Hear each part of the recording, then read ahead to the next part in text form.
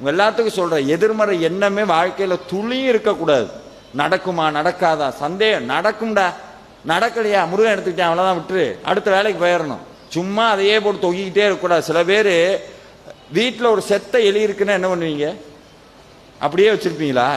என்ன பண்ணுவோம்? தூக்கி போட்டுருவோம். ஒருத்தன் வீட்டுக்கு வந்திருக்கான், எலி செத்து போச்சு, செண்டு அடிச்சிருக்காங்க வீட்டை சுற்றி, எங்க கிடக்குன்னு தெரியல, செண்டு அடிச்சிருக்காங்க நல்லா படபட பட படன்னு. வீட்டுக்கு வந்து உட்கார்ந்துருக்காங்க. ஒரு அரை மணி நேரம் கழிச்சுன்னு உட்கார முடியல அவங்கனால. ஏன்? நாத்து அடிக்க ஆரம்பிச்சிருச்சு. அப்புறம் புரிஞ்சிருச்சு, செத்த எலி இருக்கிற வரைக்கும் வீட்டுக்குள்ள வாசம் அடிச்சுக்கிட்டே தான் இருக்கும்.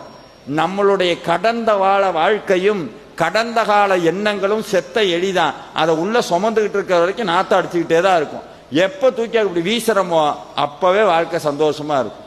சில பேர் அதை நான் அப்பவே அப்படி இருந்திருந்தா நல்லா இருந்திருப்பேன், அப்பவே அப்படி இருந்தா நான் அப்பவே அதான் படிக்கல.